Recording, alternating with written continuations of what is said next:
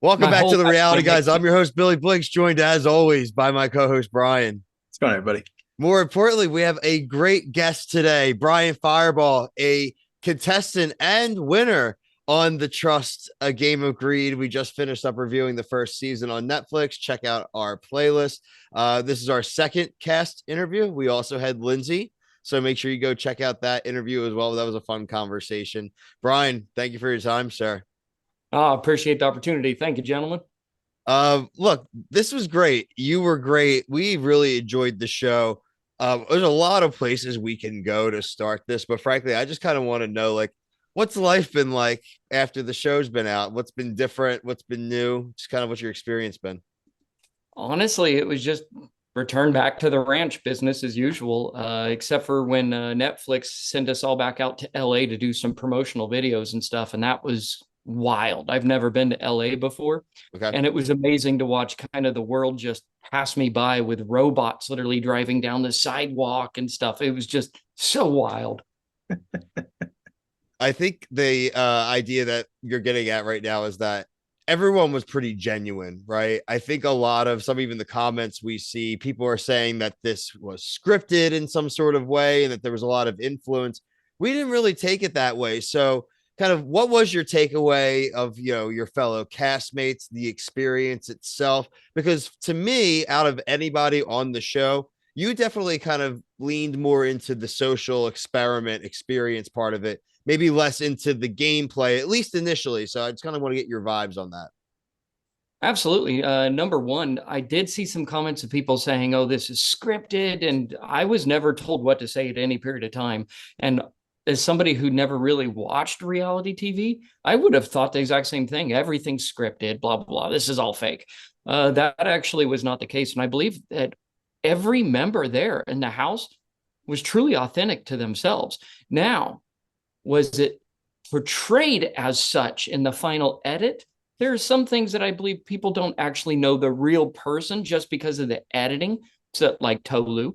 But then, yeah, I believe that everybody was truly authentic. And my way of kind of wanting to jump into this, considering it was a social experiment, is I wanted to play a bit of the social game. That was the whole part. We were already all winners. So why start to play off into a game and instead enjoy the social aspects of it? But then I quickly realized this was not going the way that I thought it was going to go. Brian, go ahead. Yeah, so I know we were talking a little bit pre-show, but is there anything that you like a cast member that you like specifically you want to like say to the public, like, hey, they really weren't shown in the right way, or they didn't like? Because a lot of our comment section, I mean, you were talking to some people, and I mean, it was vicious in there, and I know you were defending Tolu, and I know a lot of people didn't like her. So I mean, I know you have some very kind words about her.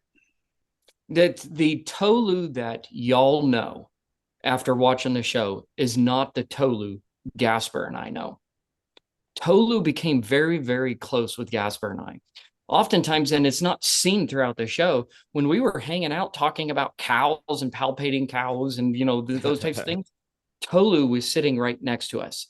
She was actively building a relationship with us. And when I say Tolu, it truly is magnificent. I'm not talking about necessarily the way she looks or the way that she dresses, because she's perfect, absolutely perfect in every way.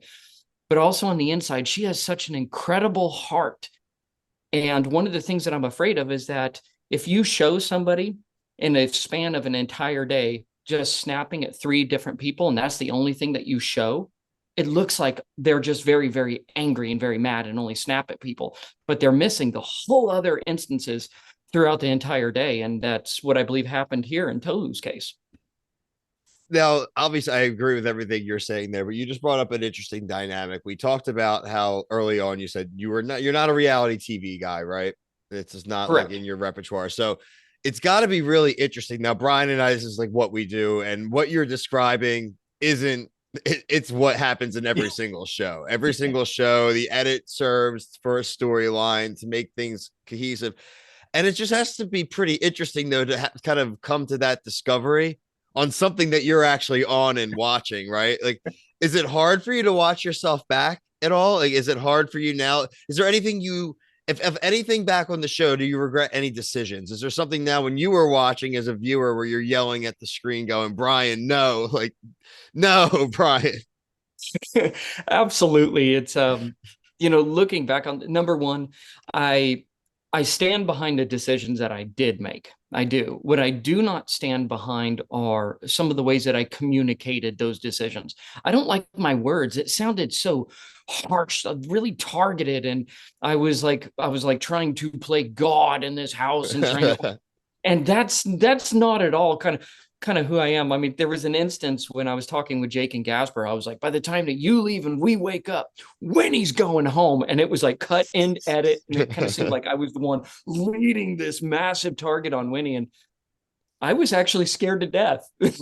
It doesn't look like that, but yeah, I was scared to death. She was coming for us. And I'm like, we need to do something. Yeah, production loved that. As soon as you said that, they're like, edit point right here. This is what we're using. Yeah, absolutely. They're like, this is another side of Brian we're not used to seeing. We're going to use it. Yeah, exactly. That's how it works. In your opinion, we've made the joke, and people in the comments have made the joke that there was plenty of the guys and plenty of the cast members that would have been fine just going on a vacation and collecting the 20K at the end of the experience. I guess I want to ask you, Brian, who do you think, how do I say this? Who do you think turned it into a game? Who do you think was the number one game player? Who do you think changed the dynamic? Tolu. Hands down. Hands down. I think Tolu went in there with a plan and she was going to play, and she was going to play hard. I believe Winnie was right there with her, and I do not believe they were alone in that.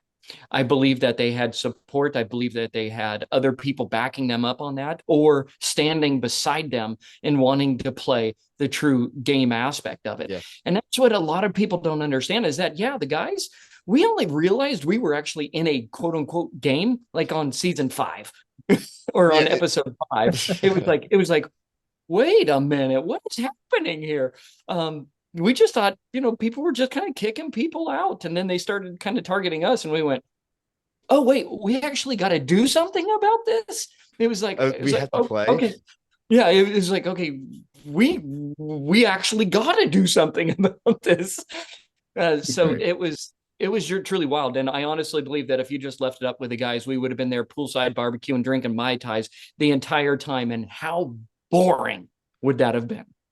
No, it would have been horrible TV, but it would have been, I would have appreciated it. Netflix could have thrown it and made it like a 1-episode show. And so, by the way, look, they said they were just going to chill. We kept trying to give them offers. They wouldn't open the book. They might juice those offers up though. If no one's getting eliminated, those things might turn into like 75,000 or 50,000. Oh, that would have made things interesting. That would have made things very interesting real quick. Do you feel a lot of what I think people, what parts they love and are frustrated maybe by the show, is that it seemed like a lot of the confrontations may have been, petty, or may have been someone intentionally trying to take someone out of context. I think of you again, Brian. We loved Mama J. We thought Mama J was has probably had the best moment of the show by just saying, see ya, bye. Absolutely. Blew up an entire alliance that could have taken everybody out, said, nah, forget it. I'm sick of this place. Took her money and ran. But you had that confrontation with her a little bit about Bryce, where she thought you were alluding to something that you're like, I'm not even going down that train here. Were those fights really like that? Were people really taking things just out of context? Were they long days? Were there kind of circumstances maybe outside that we didn't see that you think led to the fights? Oh, you really didn't fight about a lot of real things. Yes. Number one, I believe that there is an environmental aspect to this. I mean, just the long days, the immense amount of stress, and just everything kind of happening in the house. But then I also believe there's also a very social aspect of this as well, and also a gameplay aspect. Don't think for 1 second that when Mama J, and she's not Mama J, that is J. Okay. When Miss J decided that she wanted to try and call me out on that, I didn't want to go down that road because it was complete junk and absolute nonsense. But you cannot, don't even try to kid yourself. She's exceedingly intelligent. She knew exactly what she was doing, and that was part of the gameplay.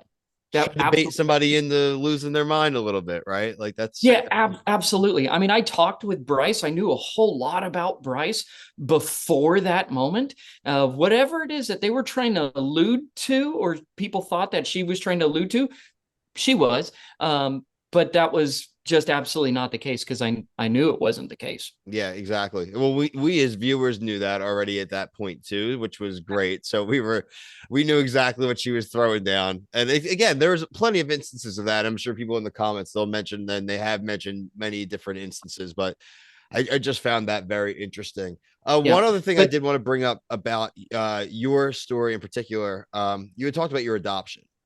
Yes, sir. And I want to know, and I'm sure some of the fans want to know, I'd love to hear an update on wherever you guys stand with that. Yeah. Well, after I got done with filming, it was crazy. When we got done with filming with the TV show, I came back home, ran back into life as usual. Our whole home AC went out. Hay prices skyrocketed. I'm under immense stress. And then next thing I know, Child Protective Services calls and said, we finally gave this little baby boy, a John Doe, a birth certificate. We finally gave him a name. You can now petition for adoption. Oh, wow. And it was absolutely incredible. But it was kind of like an oh no moment, because we hadn't been paid by the TV show yet. And so it was like, I now have to come up with these funds. I got to try and figure out what to do. So it became, I needed to sell the ranch truck. I needed to sell a good portion of our herd to try and come up with the funds and try and scrape through it. And I am very happy to say that little boy, Court Weston Firebaugh, now has my last name and an awesome nickname of Rooster. Oh, Brian, look at the shirt. Yeah. See, we knew. Congratulations, sir. Congrats. That's amazing for you and your family. I'm really glad to hear that. I know a lot of people were rooting for you guys. So absolutely. And it was overwhelming support, and a lot of people asking about that as well. Yep, it's official. That's great. Oh my God, that's so great. Brian, do you have anything else for Brian? Or Brian, if you have anything else that we haven't touched on that you'd like to talk about, obviously open forum. Yeah, real quick. So is there anybody that you talk to on an everyday basis, or like great friends from the show, or you guys just kind of like here and there talking or anything like that? Probably the strongest relationship that I had built was with Gasper. Okay. Hands down. There is something so just absolutely pure about that guy, and you cannot spend 5 seconds around him without just dying of absolute laughter. I love it. He's a happy guy. He's a good man, and he's a good father and husband. And so I think we really, really connected on that front. But as well as also Tolu. Tolu helped kind of crack open to my world a little bit. A lot of people don't know this. I've never hugged a Black lady in my life. Yeah. Ever. And here I am. I just got to visit with Tolu in LA, and she saw me from down the street, came running down the street, and literally jumped into my arm. I love that. I completely such an incredible moment. Absolutely. That's so great. It's so cool that you get to expand your world through something like this, right? There's a lot of negative connotations to reality TV, but frankly, I mean, the positives, I think, way outweigh any stresses you may get from a game. Oh, absolutely. Absolutely. This has been just unworldly for me, and such an absolute wonderful experience. I'm a now 43-year-old rancher in Texas. I will go months without seeing another human being. I don't leave this ranch. And then to throw me in this house with all these different people, it was absolutely wild. There is one thing I would like to bring up, though. Sure. In very particular, that was the Winnie vote. Okay. I don't think people, if you all have a second. No. Yeah, that's what we know. I meant we brought that up pre-show. We meant to bring that up for you. Not a problem. So what it is that you all had seen in the show was Jay call me out about the bird of a different feather and try and get some clarification on that. And then it cuts to me saying, we got to vote out Winnie. And there's really no explanation. Gasper did say in one of his confessionals, and it was shown, that seemingly Jay, Winnie, and Tolu are coming after us. Now we're going to have to go on the defense. But what it is that was not shown is that I said that Jay, I didn't believe was so much of a threat. It's because she's kind of like the one that would sit on the sidelines and yell, "You suck." While you have Tolu and Winnie out here smashing other teams. I mean, just winning hands down. That's Um, that's yeah, great.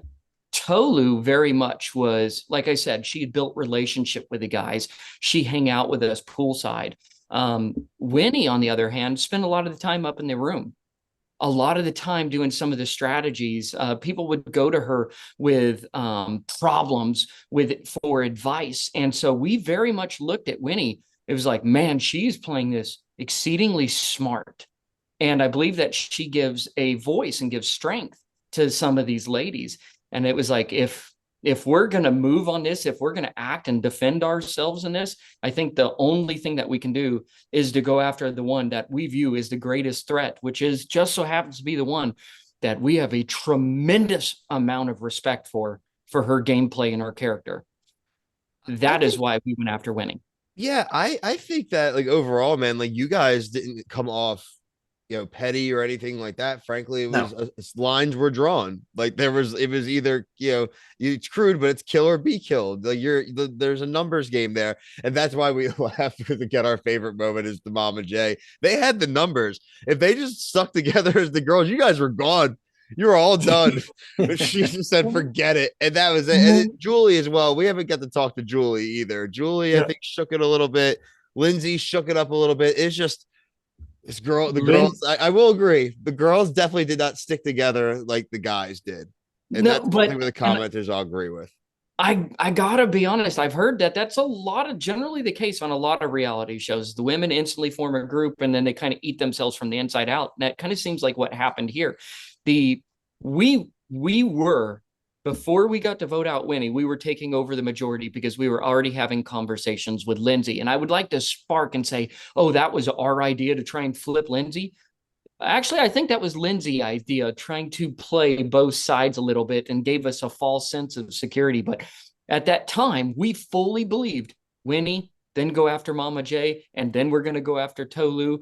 And thankfully, we did not have to do that.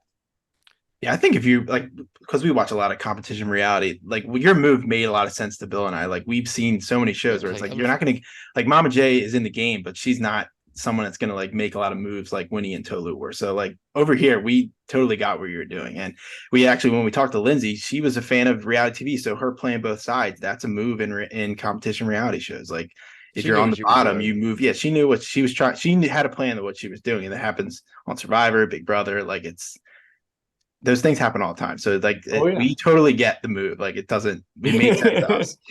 Yeah, well, I did want to provide some clarifications because man, to some viewers, you just look at that and it just seems like it was a random thought. Let's go for these ladies. And it was like, no, there was a lot that went into that. Yeah, Bill, I also think a lot of people that watch this aren't probably even new to reality TV. Like they're not always watching it like we are. Because like I feel like when people have a Netflix account, they're just watching everything they can on Netflix. This show comes up, it's in the top 10. Let's check it out. And then that's where like a majority of the audience goes. Yep, indeed. Absolutely. Yes, sir. If last thing I would want to ask you, if the phone were to ever ring again, another reality TV show wants you to come on and do something, would you do it again? That is a very good question. It's I think I got lucky this time around. And I think it was it would be just complete ignorance to think that I can do this over and over and over and I can win and come out kind of looking resembling kind of clean and like I did not cause any malice or without any guilt. I respect that. No, I'm sorry that if I was called again, you're absolutely, I would call. And I tell you what, I would vote the very first time around. I would do this completely different. Start firing votes. Ricochet shots. Bill, if I know you have a family, but if Farmer Wants a Wife would be perfect for you'd fit right in on that show. If you know any good ranchers for that, you should call it Fox. We could hook them up. We cover that too. Yeah. One last thing. Yeah. If you have a second. No, we got all the time. We're good. Tolu taking that money. Oh yeah, great.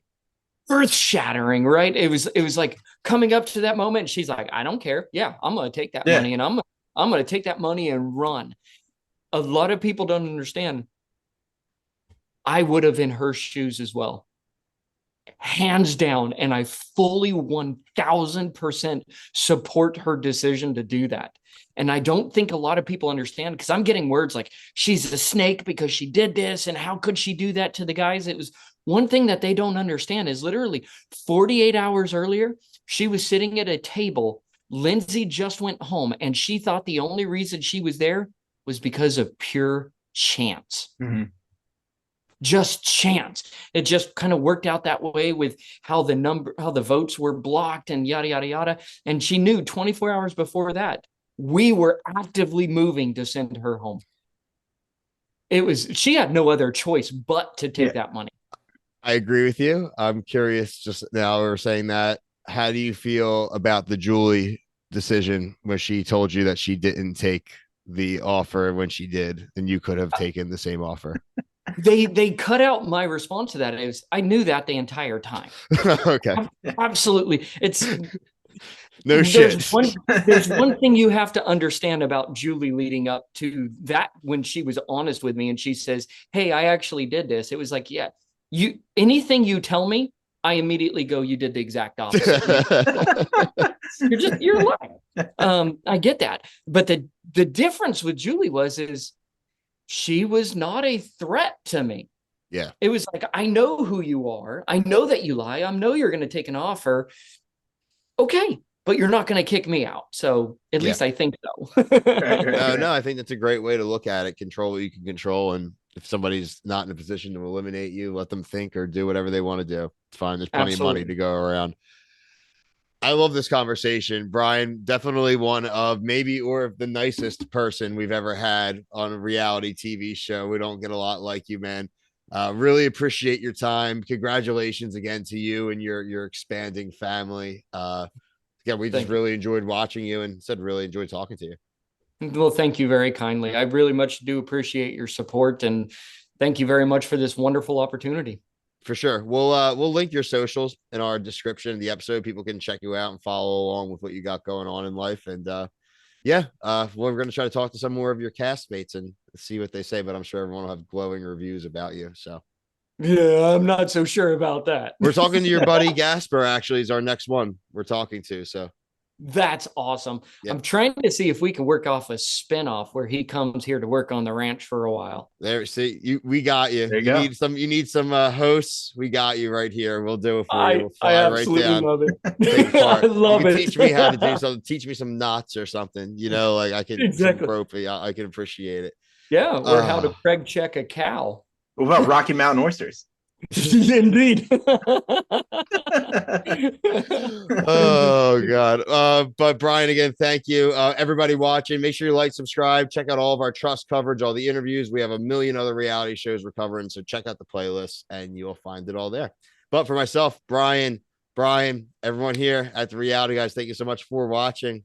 Peace. Thanks, y'all. Bye.